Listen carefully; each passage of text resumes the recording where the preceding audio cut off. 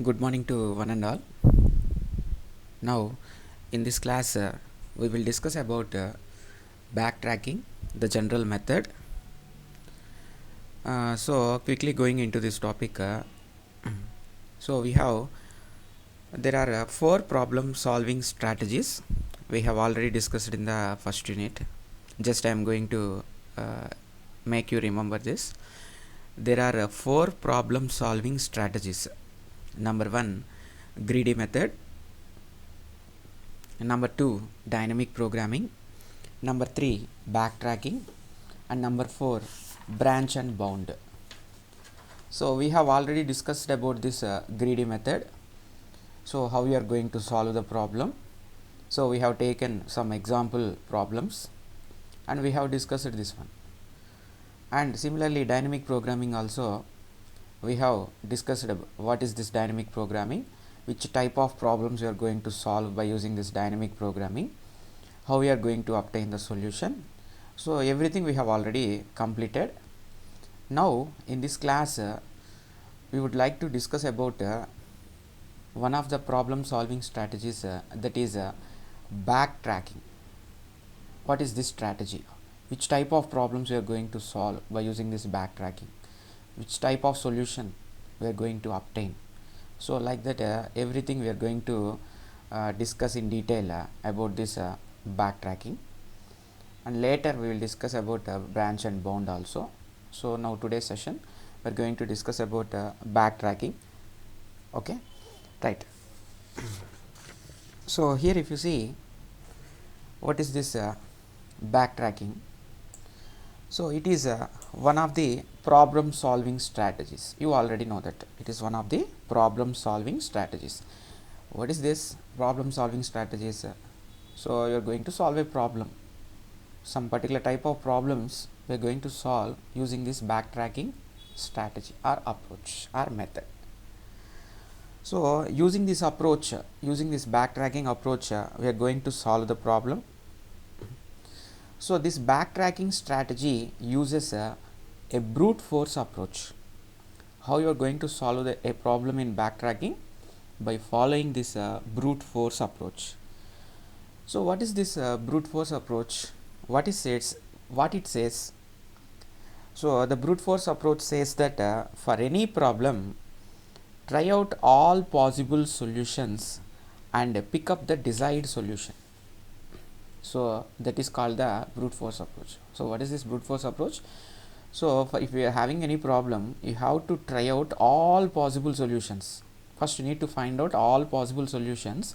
Among those solutions you have to pick the desired solution. So that is called the brute force approach. This backtracking also follows this brute force approach. So here if you see, in dynamic programming we are going to solve optimization problems. So the dynamic programming strategy is used for solving optimization problems, but this backtracking is not for optimization problems. We are not going to use this backtracking strategy for solving the optimization problems. So here the backtracking is used when we have multiple solutions and we want to find all those solutions. So when in what case you are going to use the backtracking approach or backtracking strategy means, so you are having a problem and you want to find out all the multiple solutions for that problem. So in that case you are going to follow the backtracking approach. So here if you see, so the problems which you are going to solve using backtracking will usually have some constraints. So here whatever the problem you are going to solve using this backtracking approach, that problem is having some set of constraints, explicit constraints and implicit constraints. And also here if we see, we are going to form a tree organization, we call it as a solution tree or a state space tree. In backtracking approach, we represent the solution in the form of a tree. So that is called the solution tree or the state space tree. See, what you're going to do in backtracking means you're going to find all possible solutions. Okay, so here we are going to find all those solutions by constructing a tree. So the tree is going to represent all the possible solutions. So the tree is called the solution tree or the state space tree. So let us see a small example which let us consider a small example, and we will see how we are going to solve that problem using this backtracking approach.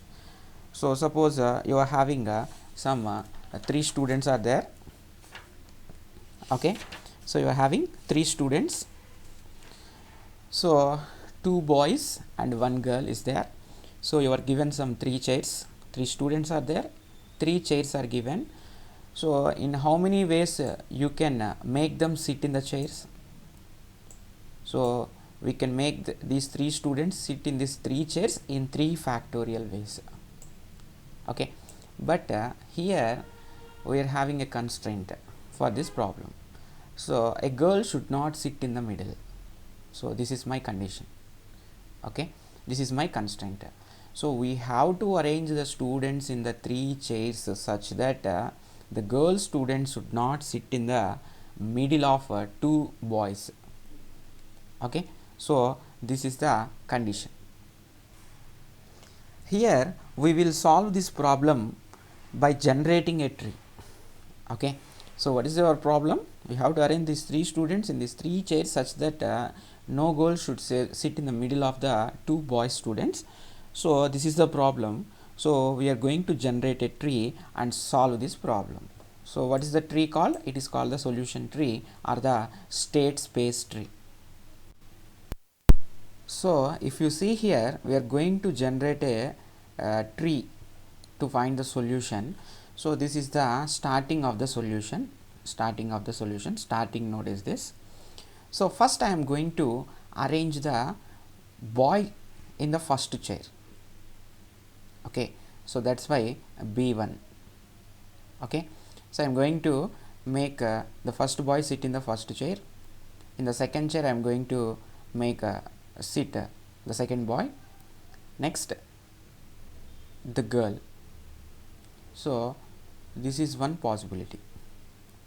Okay, so if you see here in the third chair girl 1 is present, you are not having any options to make sit any other person. Why? Because the girl is left and we made her sit in the third chair. Next, if you consider, you are having another thing. So in the second chair you can make sit the girl, and in the third chair you can make the second boy sit in it. So this is the second option. Next, or else otherwise in the first chair I can make the second boy sit. Next, second chair boy 1 and third chair girl. Or else I can make in the second chair girl 1 and in the third chair boy 1. Or else I can change the arrangement in the first chair itself. So I can make sit girl 1.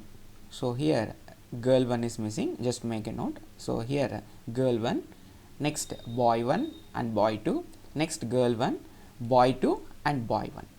Okay, so this is the solution space tree without considering the constraint. I am not considering the constraint.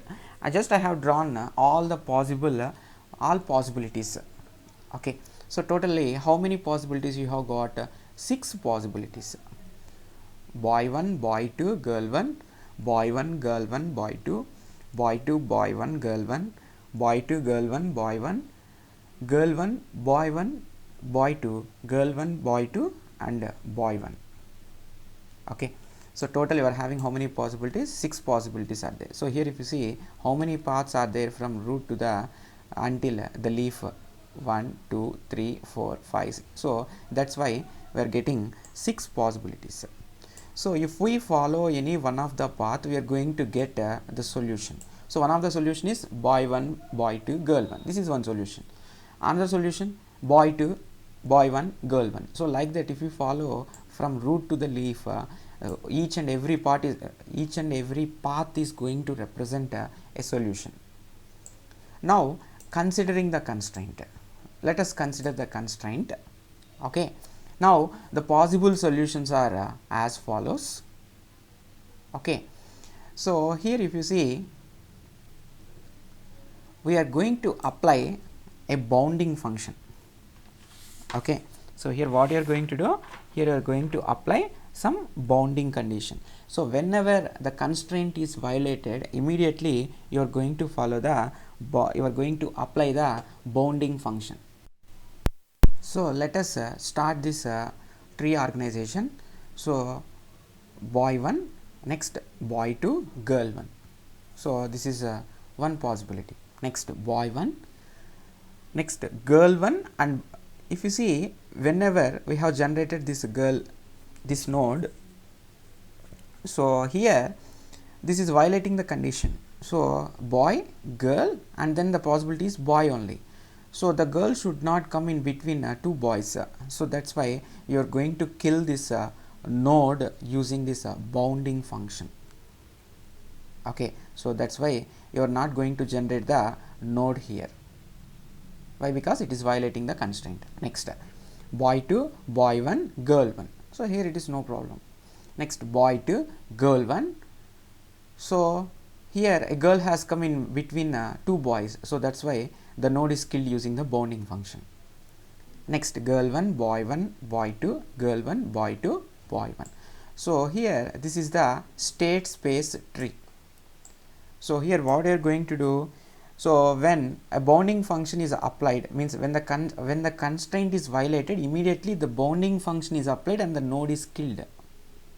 If no bounding function is applied till we reach the last level, then we will get the solution. That is the solution.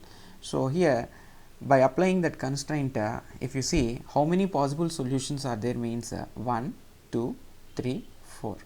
So if we reach the last level, we get the solution, and totally we have got the 4 solutions. So that is a small example how we are going to solve the problem using the backtracking. So let us quickly discuss about the things given in the material. So this is the material I have provided to you. So this is a general method, backtracking general method. So in many applications, by using this backtracking method, you are going to obtain the solution like this.